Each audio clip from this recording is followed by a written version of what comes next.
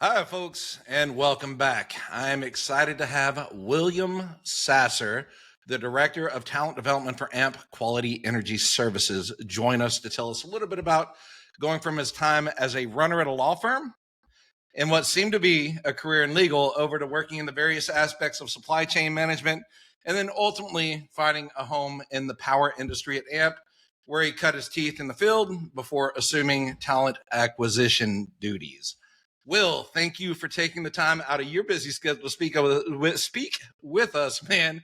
How the heck did you go from the legal world and ultimately end up in power? And then, of course, tell us just a little bit about your background. Yeah, well, thanks for having me, Mike. Micah, I'm excited to be here. Really, my career has kind of been it's been a smorgasbord of connections. So I started in the legal field with my dad is an attorney, and so the if you look on my LinkedIn or see my past experience, that time as a runner was, hey Dad, can I have a job? And so I started with that and did some of that, and it kind of I for a long time I thought I wanted to be an attorney. Got to college, realized that I worked as a clerk's office, which was a great job. I'd highly recommend that to anybody who's looking for something that they don't know what they want to do and want to see a whole variety of how the world works. It's a great spot to kind of see how business and all that kind of happens. But I realized pretty quickly in there that maybe being an attorney wasn't the best field for me. And so made some changes, was in operations, supply chain management, went to Auburn, who has a great supply chain management degree, and went there and graduated with that. Thought I wanted to do that. Did that for a while and realized, okay, I'm not loving this either. What is the change? And so I knew Brian from church and kind of made the connection with him. I didn't really know him well. Didn't even know what NETA and the power world was. I didn't frankly just didn't know it existed. And so that's led to 4.5 years later. Here I am. That is wild, man. And I think you kind of hit on it, but you've been with them since 2019. So, Yep. how did that conversation unfold and what ultimately led you to kind of choose AMP over everything else? Sure. So I think it really kind of came from I was in purchasing, I was in the government contracting world. Really just was kind of I'd been there almost a couple of years, and just decided, hey, this wasn't a fit, and so I had somebody I knew that knew Brian better than I did, and it's like, hey, Brian owns a company. Why don't you go talk to him? And I just ran into him one day, talked to him, and said, "Okay, what do you guys do?" Got to know his industry, really got to know AMP and his heart, and that's what kind of sold me on AMP was just the culture difference, where um, what he was doing, what he was looking to do and grow, and just the opportunity too. I guess I was 24, and he was giving me the reins to do some managerial stuff and really give opportunity to grow and develop myself. And so that was just real appealing to me, and be able to. I like working in small business, and so being part of something that's growing and adding to was definitely a huge appeal for me. Definitely adds to like that innovative side, and you kind of get to Yep. really. You and I talked about it, and for the folks out there, we do end up doing a little meet and greet and talk before. Hmm. And Will and I have had a chance to catch up, and we align on a lot of that stuff, knowing that you wear so many hats in that small business arena and kind of figuring it out. And so, what was your first role there at AMP? What did you do whenever you onboarded, and kind of how did that come to fruition? Yeah. So when I first came on, we operate under a system called EOS. I think, Mike, I've seen in your book studies, you might be familiar with it. It's the I Ken am. Wickman traction model. And Yep. so I came on as the integrator. At the time, we had one office. After about a year or so I was there, we added a Nashville office. And so I kind of managed that function. And that function is really kind of a COO, some CFO, kind of that kind of a a grouping together. You're kind of the guy that makes sure. I described it as kind of like a dog walker. So you've got the visionary, who would be in our case Brian. He's the one that's out in front. He's the dog out in front, and then I'm the guy in the middle holding the leashes, trying to make sure that everything is moving Yeah. in the same step together. And so that was kind of my role to begin with, and kind of handled all that. Went with the growth, and really just tried to Brian set out a vision of a culture that he wants to have with the company, and my goal was how do I make that flourish and grow inside of AMP and what we're doing as we grow. When I started, there was 9 employees at AMP. I think I was like 9 or 10. And so it's a different culture as you grow it, and you try to keep everything to where it's consistent and the same. And so that was really my first goal, was to try to grow, and how do we get to where we want to go, what are the targets, and really bringing that culture along with it to where you don't lose it. Because a lot of companies, I see a lot of companies have failed, is they get big and they need people, and they don't carry their culture with them. I would say it's not only just that culture piece as well. We're also seeing the legalities and the red tape and the bureaucracy really getting in the way of innovation. And it's kind of led me to want to work with smaller companies, because they're so dynamic and flexible and can really adapt. The adaptability piece of that is so huge. And I love the fact that you guys use that EOS model. I pretend to be the visionary over here. We'll see how it works out. But it is a great model for anybody that doesn't know what we're referring to. That's Gino Wickman's model, and the book Traction, if you can. So there's a book recommendation for you this morning. Great on laying out the quarterly rocks and all that stuff. Yep. And a lot of people don't realize how closely it aligns, especially for folks that come from a military background. A lot of those same things are the principles that we use in our day-to-day, so it'd be very relatable for any of you veteran types out there that are looking to start your own small business. So got that. Beautiful story there. And it sounds like the culture there is really just driven towards those core values. And I know Brian kind of mentioned that as well in our interview that he and I did. So great to hear. And I think that's one of those driving factors personally, and really has, drawn me to you guys specifically. So you were the president of 2 divisions over there. And then now tell us a little bit about what you do now. As far as the hiring side of it. And for folks that don't know yet, Will will touch on this, but Will is the hiring manager for AMP, and we'll kind of dig into some of the nitty gritty minutia, if you will, of the hiring side of it. But how did you end up in that space? Yeah, so really, I enjoyed doing the integrator role. It was fun. It was a lot of work. And so I reached a point, not to get overly personal, but I reached a point in some personal stuff had come up, and I just needed a change in my career. And so thankfully, because of you talk about the small business dynamic of being able to change and shift, it was kind of a win-win for everybody of, hey, I needed a change. We're growing really fast, and so we can bring on some more experience to take over that role that I had. Because I'm 28 years old. It's not, I don't have, there's people who have more experience in working than I have in just being alive. And so we were able to bring on somebody, and now I just get to focus on the people. And that's the thing I've always enjoyed is how do we grow a culture and keep a culture to where we're able to drive success inside of our business. We're able to drive success for our employees personally. That was always the thing I loved being the integrator, was how do we grow our people. I love giving opportunities for people to test for the NETA tests and grow themselves personally. And we do a bunch of leadership training and stuff that doesn't even necessarily have to do with handling the wrenches, handling test equipment. We want our team to have a good balance of their personal life, their professional growth, and their personal growth. And we try to find ways to be facilitating in that. And that was the thing I love doing. So now that's what I get to do. That's what I get to focus on, is our people. I get to focus on bringing in high quality people to grow us. And also how do we develop our talent internally? And, I think we've had a great record of that in the past. We've got several guys that we've grown from, they were coming out of high school to now they're level 3s, and so, but how do we hone in on that and make it even better than we've done it in the past as we grow? Right. And that all ties into that just innovative process. And one of those things that I've really enjoyed taking away just from our short conversation, and then of course conversation with Brian, is the adaptability in that very, very culture centric mindset, which seems to be, just a phenomenal way to be. Hopefully I'll be able to get up there and visit you guys one of these days just to kind of come see it in action. So mark my words, I'll be coming to see you. Yeah, come on. Well, do you feel like your time in the field? So obviously you worked in managing several offices there. Do you feel like that really gave you a well-rounded purview for assessing talent? Yeah, I think it helps. I never was a field technician. I was joking with Micah beforehand. I always say I know enough about electricity not to get myself killed, and so it was not that I never was a day-to-day field guy. But because we're in a small business and we were growing and all that, I've spent time out in the field doing.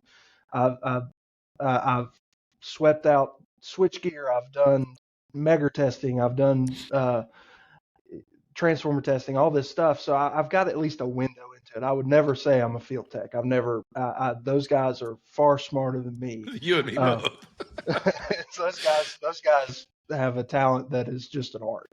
And so I never really came up in that, but I was around it enough that I can see, okay, I know what qualities to look for in somebody who's going to be successful. And that comes from even too, if you're looking at a kid straight out of high school that is looking for opportunities, you can kind of see, okay, I know these qualities, these traits really fit well with being able to grow and learn that career.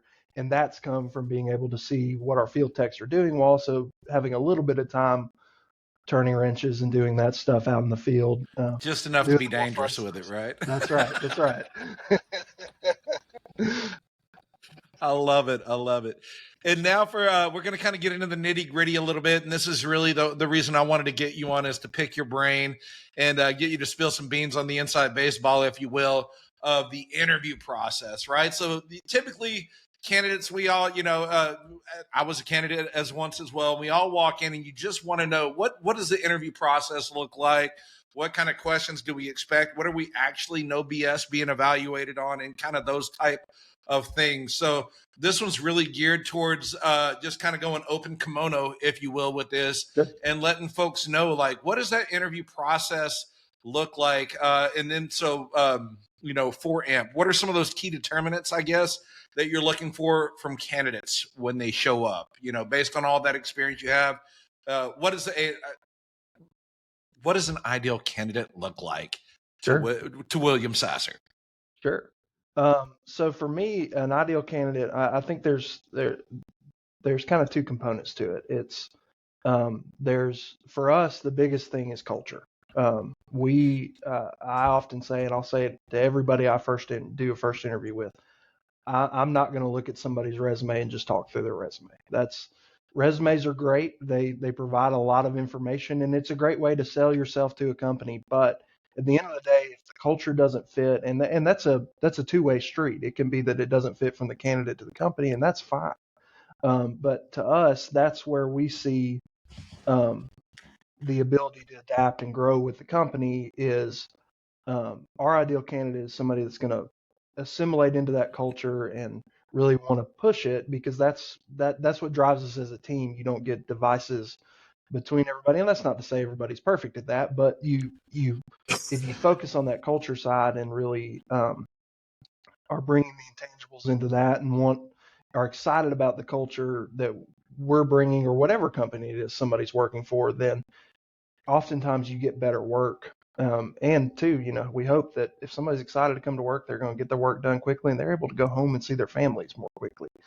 That's a win-win for everybody. Absolutely. And so, I think that's a big thing for us. That's what we're screening for. That's the first thing we do in an interview. And so we do about a 3 to 4 interview process. And that first one is all just, hey, like if I was interviewing you, Micah, I'd be, hey, let me get to know you, let you get to know me, let you get to know AMP, and then let's see if it goes from there. So that's our interview one, and then we do a couple interviews that are a little more technical in nature, and then we kind of wrap it up. Usually it's 3 or 4 interviews, and so whichever the last interview is always kind of a wrap up to fall back to culture. Because at the end of the day, we feel confident we can train somebody, and if they've got gaps in their resume, or they may not have the exact 100% skill set, we feel confident we can train somebody in how to do our work and what we're doing. But if that culture doesn't work, then it's difficult for that to happen. I couldn't agree with you more on the culture aspect. And it seems like as companies tend to grow, there is a natural, natural response, I guess, to kind of not follow the cultural guidelines with which you set forth. And that's really one of those great things about EOS, and the way they do it is really sticking to those core. So kudos to you guys in doing that. And like you said, if it were you and I interviewing, kind of those cultural questions, what is it just the first one's kind of a conversation then more than anything? Because I'm assuming you've gone in and, this is one of those very contentious points in TA, and kind of looking at it, everybody's culture versus skills, culture versus skills. Well, if I've invited you, chances are you probably got at least a rudimentary understanding of the skills, or with of course with the NETA requirements, so having 25% 3 and 4s to balance. So obviously you have to have the entering argument being the skill set. So obviously that part is extremely important, but getting that culture piece right is just, or at least in my experience, in going from ship to ship in the military, you can see which ones. Every little organization has its own culture, even down to divisional levels. You know what I mean? So you'll see a different crew will have a different set of constraints, and the more we can get those to align, seems like it serves the organization better overall, or at least that's my humble opinion on it. No, I absolutely agree with that, and I think you kind of hinted on it too. If you've gotten to that first interview, then really your resume has met a criteria. And so Right. to me, your resume is very important. It's a vital part of getting hired on. But at the end of the day, it can just be somewhat words on paper. And so how do you gel as a person? How do you present yourself in an interview? A big problem I've seen with interviewees recently is they don't appear to have come to the interview ready to interview. When I was in school, I was taught you show up to an interview in a suit and tie.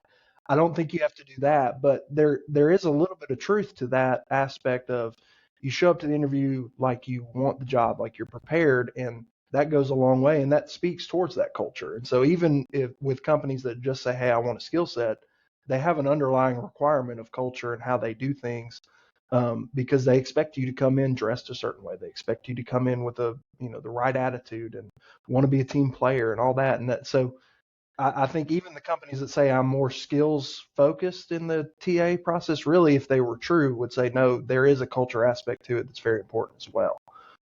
I would agree with that. And then how well do they highlight it? Yeah, And this goes back to the age old adage: first impressions matter, just period. absolutely. So if you're not going to take the time to present yourself well, then why would I expect that you're going to show up and do the job, and represent the company? Because ultimately, all these folks that we bring on are ultimately representatives, and we're entrusting you with the name of our organization as well. Absolutely. And it seems like there's a little bit less of a focus on that, as we move to remote work and just society writ large, perhaps not putting as big a focus on it. So, which to me is a reason to double down. And if you get those chess players on the board in the right way, you're only setting yourself up for to further separate yourself from the other the other folks in the industry, if you will.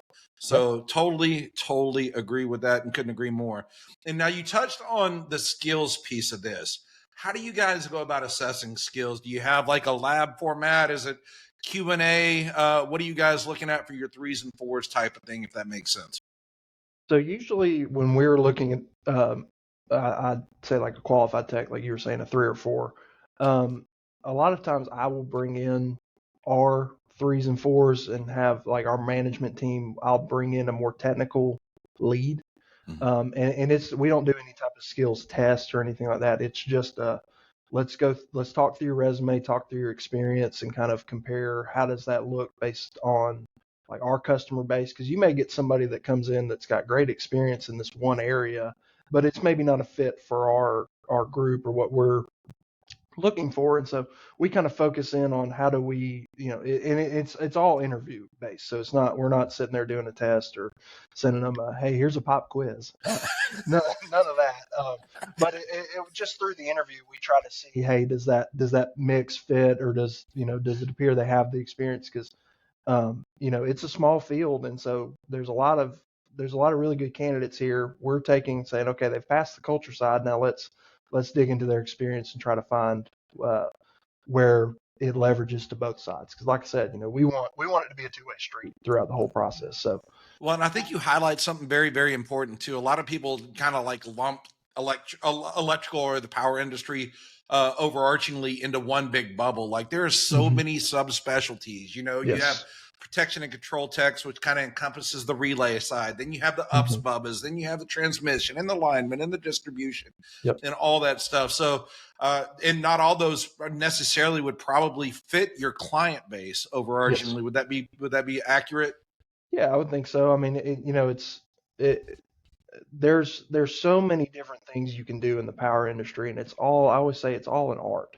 It's everybody has their own niche. They're all great, but sometimes, hey, I need a relay guy, or I need somebody who's more um, focused in apparatus testing. And Yep. some companies, we don't have an internal breaker shop, but I might need a breaker guy that just works on a bench. Well, there's a Right. difference between a breaker guy that works on a bench and a breaker guy that tests In the breakers in the field. field. Yep. And so you've got there's all these little nuances that make people that can make them shine inside. Even just, hey, I've been in the power industry. Well, there's all these little different niches. There's niches inside a niche industry, and so Right. it's a cool market to be in. It makes it fun to recruit in because you get to see so many different types of experience. And sometimes, hey, this guy may not have worked in the exact thing we were hiring for, but his experience around it makes him a good candidate for him or her a good candidate for that position. Absolutely. Of course, provided they match your culture as the Exactly. And so that's why we take such a look on the culture is we feel like we can train that experience if we need to. But if the culture doesn't fit, then it makes it hard to train somebody and assimilate into the group and into the culture.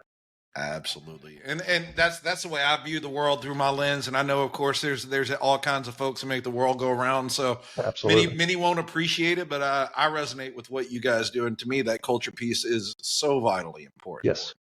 Now, can you walk us through like a typical candidate hiring process? Like, so let's say you've sourced a candidate via LinkedIn, and that initial outreach is there. You've got that resume in hand. What is your process from from getting that in hand? And I know we kind of talked through that, but can you go a little bit more in depth on what that interview process looks like from resume in hand to hiring on the back end? Yeah. So our process, like I said, is about a 3 or 4 interview. So we start, that first interview is with me. It's just me, and it's a cultural interview. So it's very conversational based. It's not so much questions. It's more of just let me get to know you, let you get to know us. I'll tell you a little history on AMP and what our mission, vision, values are, the things that make us tick. And we try to see if that fits. That's usually about a 45-minute interview. And so it's just kind of an intro to AMP. And then I take that, I go to our operations manager, Ryan. He's more of my technical guy. And so he's somebody he's been at AMP about the same time I have. And so, but he grew up in the field side. And so he came through, he's got a lineman background, but, he's got his NETA 3. And, so he's got more of that technical side. Then we go to a second interview that's more on the technical. Okay, we're going to go through your resume. We're going to look at specific things in there and see if that's where we start poking at. Okay, does the resume fit the position we need beyond the initial screening? And so that usually happens. Interview 3 is kind of an optional. It's if we feel like we didn't capture anything in those, we missed something in those first 2, we may do that. And then the final is always we do an interview between the owner, his wife, and then the technician. And if they're married or significant other, we bring their spouse along as well. And it's over dinner. It's kind of a final culture interview. And so we feel that that's a great way. And that goes from an intern to a level 4 senior technician, upper management. We do that final interview, and we feel that's a great check way for us to know, did we sell the culture well? Did I convey to you what our vision as a company is? And if I didn't, then hey, Brian, the guy who created this vision, this company, is going to tell you it. And so I think it's a great way too to kind of settle those. Some of the problems we see in the industry was of like, okay, well, we're different. Our company AMP is different on how we do travel. We don't chase jobs all over the country all the time. That's not to say we don't do jobs around the world. We've done jobs all over the place, but we don't approach travel the same way a lot of other companies in our industry do. And so that allows us to convey to an applicant's spouse how we want to do things. And so they hear it direct from the owner. And I think that's a great way to kind of show that difference in culture. And, we want to know as a company, we want to be um, part of our employees' families and part of our employees where it's not just they come to a job. They've got a place that they're part of our family. These technicians and all of our employees spend a lot of times, you spend more time at work than you do at home most days during the week. And so we want the spouses to be comfortable with that as well. And so we want to convey, hey, here's who we are. And it's kind of a last culture check of, is this a right fit for everybody? And if it's not, that's fine. That's okay. But we want to be sure that that's the fit because, like I said, that culture is so important. Right. Well, and it's a refreshing view, right? So not only that, you're showing the candidates, like literally you get the ear of the owner of the company Yes. and his spouse. And then, from AMP benefits, because you get to take advantage of women's intuition. My wife it can knock off good players, bad players exponentially faster than I ever could. And then, like you said, just managing those damn expectations, which to me is it's just a next level of, of making sure that you're backing the words, right? You're literally, you're not just putting it up. It's not just a saying on a wall. You Yep. guys are literally living those expectations and showing what is important to the organization. And as organizations grow, that obviously it becomes a little harder to to kind of keep that attainable objective. But if you do it and you continue to do that, I can only see the benefits of it personally, And again, it's not going to be a fit for everyone, but that's okay because you're going to find your niche somewhere else. It just may not be with us. Yep. Well, So and maybe it can be too that, hey, it's a timing thing. Hey, now is not the time. Somebody may be a great candidate, but they're not ready to leave or whatever it is. But I think too, you get with that aspect. You were talking about women's intuition.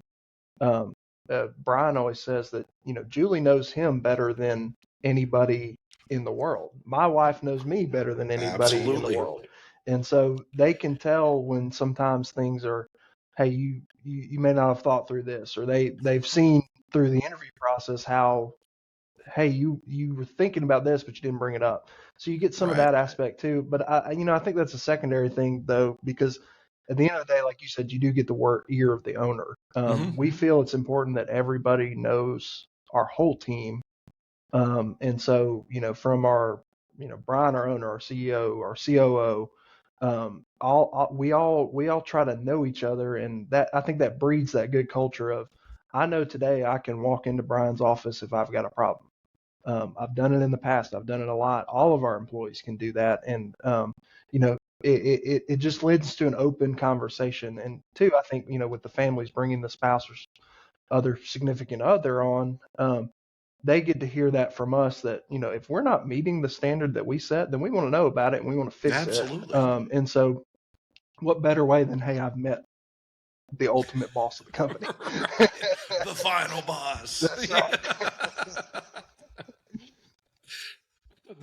Like I said, that was one of the most refreshing things I'd heard in a long time. It really made me a fan of AMP in general, just from that background and knowing that the culture is so important. And just reaching out, and there's nothing against VC-backed companies by any stretch of the imagination. Everybody's growing and trying to capitalize on things. But what you see is like there's just not that level of attention to detail, that level of care, that level of really pouring into your team.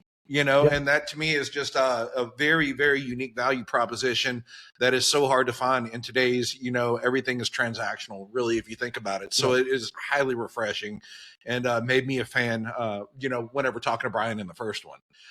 So once onboarded, what can a tech expect? Let's say that first 30, 60, and 90 days, so we can get them through quarter one. What would a new hire be doing during those time periods?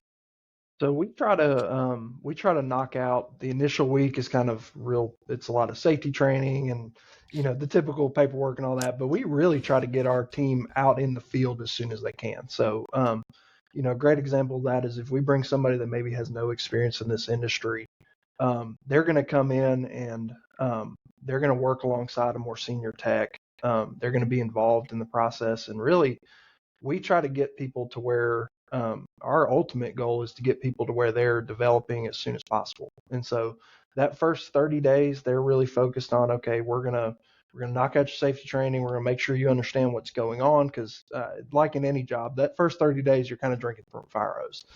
You're just trying to figure out what's going on. Right. And there's nothing wrong with that. It's just how it is. Just part of We've the, all yep, been part of the process.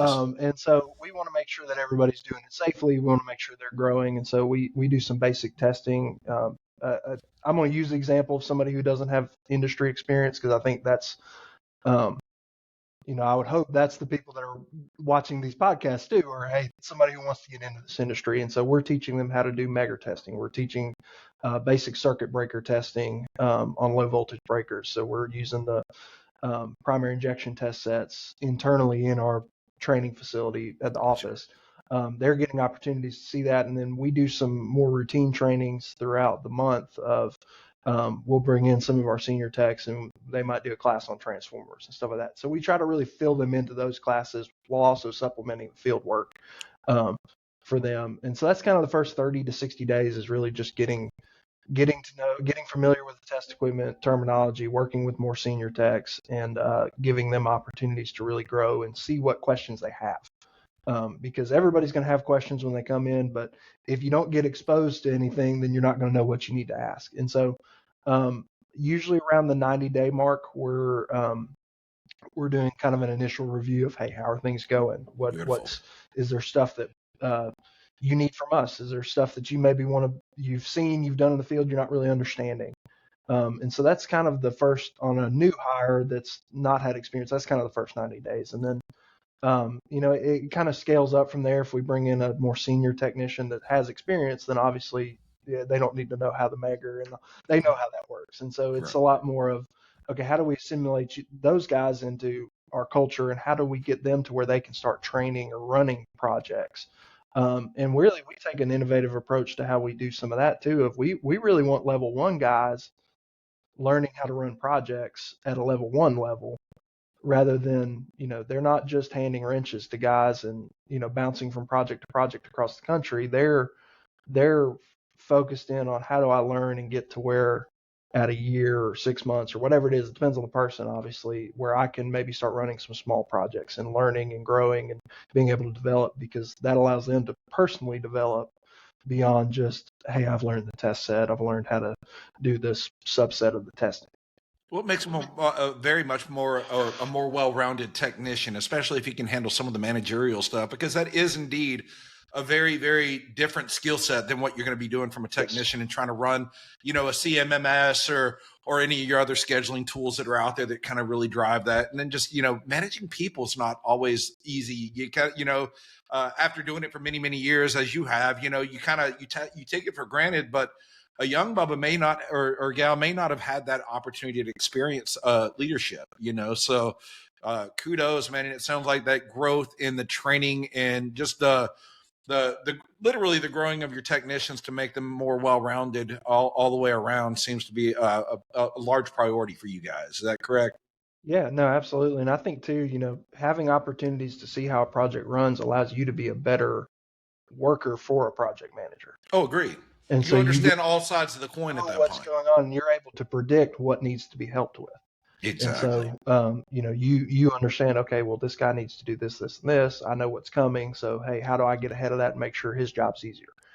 So it allows everybody to be a more cohesive team, because it's not just the senior guys that are getting to run projects. Yes, of course, more senior people are going to run bigger projects, but if you're having opportunities to run these little small maintenance jobs that come up and, hey, we got a call out here, can you go run this? And then tell us what you need, then you've started to build that base of knowing, okay, one, you get the confidence level of, hey, I can do this. Right. It's not just this carrot that's being dangled out, for years in the future. It's, hey, how do I grow? How do I build? And you get that well-rounded experience, and it all circles back to, okay, now that's something that you can be knowing what you need to ask when you want to have more training or have, this, that, or the other that comes with that. You start seeing a more well-rounded approach rather than just a, hey, I'm just a breaker guy. We like to have our whole team not be specialized in just one thing. They may have one thing that they're good at, and that's maybe their little niche that they're the best guy at.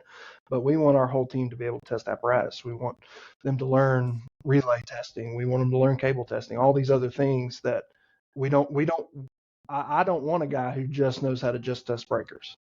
The ideal guy in AMP or girl in AMP is somebody who can do all things well, and they may have one thing that they can do great. And so they can be training on that stuff and be growing their other stuff, but they're able to be well-rounded and do everything at a high level. Absolutely. And like you said, just the adaptability and the flexibility it gives you guys to kind of reallocate resources to handle different projects, it's a win-win for everybody involved. Yep. So love that take on it as well. What advice would you give to folks who are perhaps interested? Like, I'm coming out of high school. We mentioned that guy that just may not know, and sounds like it's kind of like your path, right? Like you weren't sure, you didn't really know NETA. You actually found Brian through church, but what would you what advice would you give to folks interested in pursuing a career with a NETA accredited company? So I think, a big thing is just use your connections. So if most people that know about NETA either know somebody in this industry or know somebody that's around this industry that can point in that direction. And so that's a good thing just in general. Use your connections. Every job I've ever gotten has been, hey, I knew somebody that worked there. I asked them and they kind of helped me navigate how to get in. I think, connections are huge. I love when people reach out to me on LinkedIn. That's awesome. Even if I've never met them, it's a great way for me to kind of get to know you and know, hey, is there a fit here we might be able to work at it? Maybe let's say somebody was on the West Coast. We don't currently have an office over there, but hey, who knows? If you ever move more east or we move more west, then hey, 6 years down the road, we may have an opportunity for you. Right. So I think a big thing in how do you get into this industry is just using your connections. So try to find that person that can either introduce you to a company or heck, just reach out to me on LinkedIn. I would love to introduce you to this industry. But that's a big thing. That's just a more in general life thing. And then I think really, just ask somebody. We're hiring, we're growing. This industry's growing with. There's things like NFPA 70B that's come out that's now requiring all the testing. So everybody's big hiring. Change. People don't realize how big that 70B, that 70 Bravo impact is. Yeah, it's now regulated. Yeah.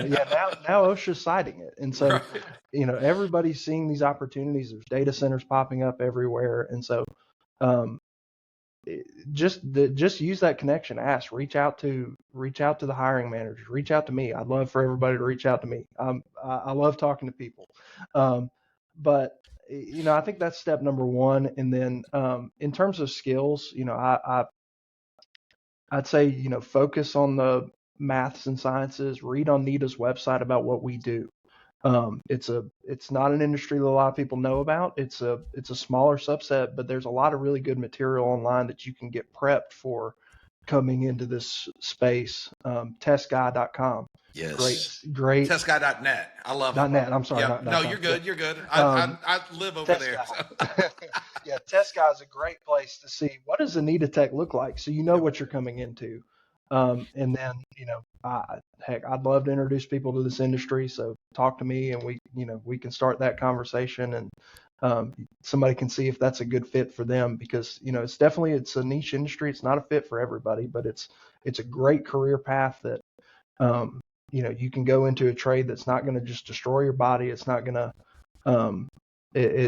it's going to give you a worthwhile career. And if, I think for us, we give a really good balance to our employees to be able to have a community around them to where they're not just working and on the road and all that. We're able to give them an opportunity to where they can be a part of their community. They can be a part of their home life. They're not on the road being a road warrior all the time. Right. It's a culture that we can really benefit. It benefits the company. It benefits their families and their community as a whole. So I'd love to talk to people. Bring them in. I'm happy to introduce people to NETA. And I will hyperlink you in the LinkedIn so they can reach out to you and ask any questions they have. But you hit on so many critical things.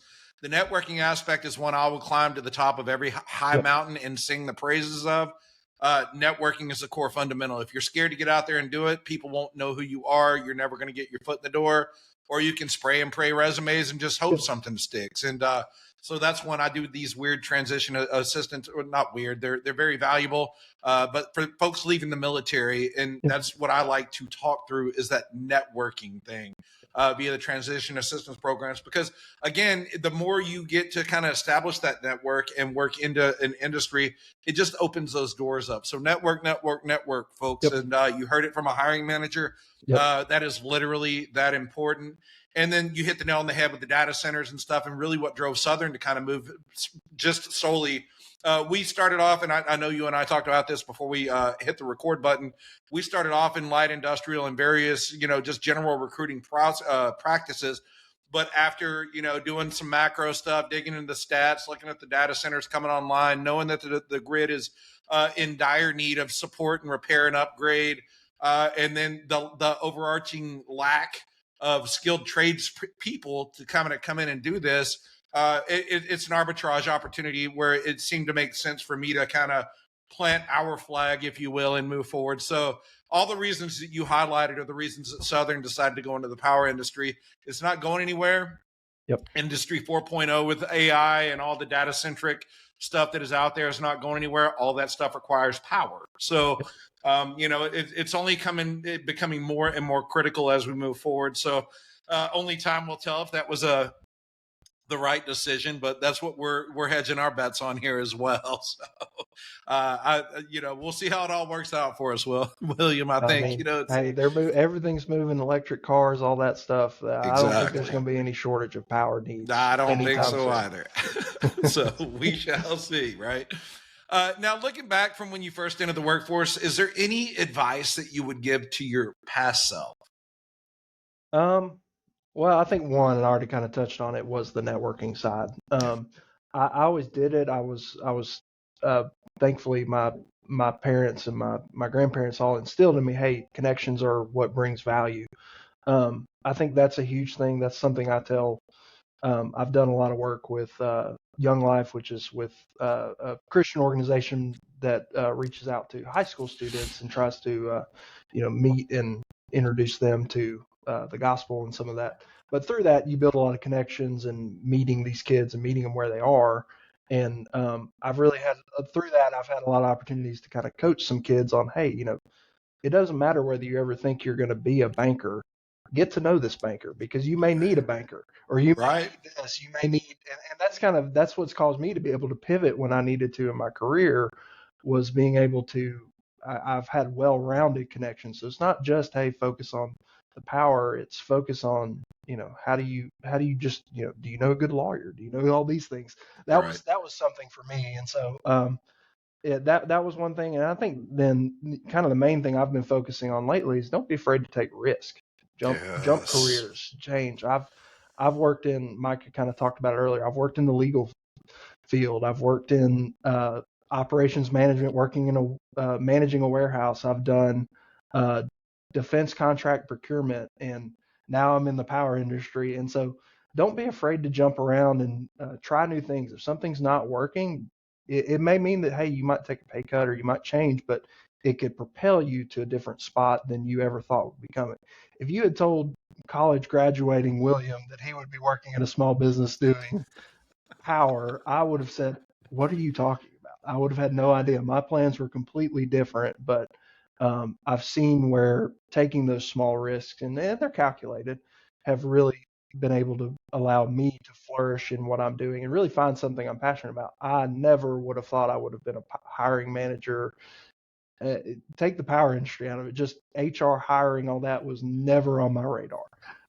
And so, but I've seen through those changes and taking those risks that I've been able to find something I really, really enjoy and love that I never would have. If you had just laid out, here's what the requirements are, I would have said, oh, that's not for me. Right. No, dude, and I think that's probably some of the most sage advice I've heard doing these interviews is to take action, because I fall into that as well, right? Just the just to take the steps to start your own damn thing, or like you said, to shift into an industry that may not make sense. You're not going to know unless you try. So Exactly. get out there, give it a shot. And, it's a call to action in every facet. You want to try a new hobby, go try the damn new hobby. Don't put it off, because ultimately you'll end up putting it off until it's too late. You won't have the opportunity. So Exactly. action trumps, man. And I couldn't agree with you more there. And so we're down to our last question, which is good. And we're cruising along here. So we heard from Brian, the boss man, but why, in your opinion, is AMP worthy of a candidate considering overarchingly? Well, I think, I've experienced, this is the longest I've been employed anywhere. So I think that speaks volumes to me. Absolutely. Hey, I've enjoyed where I'm working. I've seen the people. I think what, you were talking earlier, what's on the wall. I think that's being preached. It's on the wall. It's in the people we're doing. And so, I think we're a different culture than our industry. We don't focus on just overtime and running people ragged all over the country. We mean that when we say it. And hey, when we start seeing that we're maybe not fulfilling that mission, then we're going to go hire people. We're going to bring more people on to make sure that we get back to center on that. So I think, there's a lot to, we're putting our money where our mouth is, and we're fulfilling that mission. And so I think, we value our people. We want to give opportunities to grow. We want to give opportunities for people to develop and use their skills. I just think, it's a great environment. We're the small business world right now. We're growing. It's fast. It's moving. It's dynamic. Like we were talking about earlier, 70B and some of the data center work and all that has kind of caused things to shift. And it's just a great opportunity to get in. But at the end of the day, you can be in this industry and be at a company that you don't like, the company that's terrible, not treating you well. You're not going to get that experience at AMP. Right. And if somebody comes in and, hey, we're not meeting that standard on the wall, like I said earlier, Brian's door's open, my door's open, our COO, we all know each other, and so we can make pivots and change that if that does happen. But I think as a whole, we take better care of our employees. We give them opportunities to grow. We try to invest in the people and give that balance. And I think that's just different than our industry. It's different than, you were talking about the VC groups. They're buying up a lot of these testing companies, and VC it's a great thing. It's not to just badmouth them, but it's a lot of times just about profit. Yep. Well, I can tell you this year, we did our strategic planning meeting. This year, our goal as a company is, how do we invest in our culture? How do we build our team? We're looking to hire a ton of people. How do we keep the culture and make it thrive even more? That's awesome. That's our goal this year. We have we of course have revenue and profit goals, but that's number one, is how do we invest in the culture? And so, I think, I'd love to talk to anybody who wants to talk about that, but that's what makes us different. I think that's what makes us special. And that's why I'm here where I am. And that's why I've pivoted in this company. I needed a change and I didn't want to leave. So. Fair enough. Well, and then it also highlights the fact of that you guys literally have the priority. You're a living example of it. You had a situation that arose in life that required a pivot, and the adaptability of the company to meet you in the middle and have those needs met speaks volumes. To the fact that you guys lived at the culture. So seems like it. I may sound like an AMP fanboy over here, but love what you guys are doing over there, and definitely am going to continue to follow the progress and watch you guys grow, because I think you guys are definitely doing it right. In my humble opinion, of course, there's a flip side to everything, and there may be others that think we're full of it, but like you said, there's roles out there for everybody, and they can go find somewhere else. Right. That's right. Well, William, thank you again, my friend, for the time this morning. It has been an absolute pleasure for sharing your knowledge. And again, it speaks to the company that, the CEO said, hey, open door here.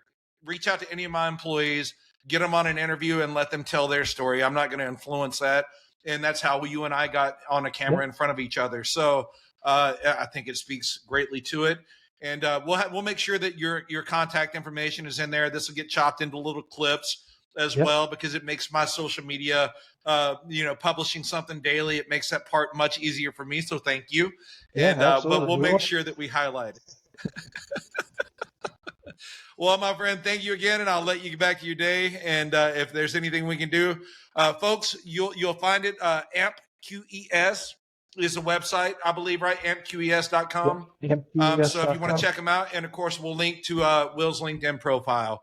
And with that being said, Will, thank you again for your time, man, and we'll catch everyone on the flip side. All right. Thank you, Micah. Yes, sir.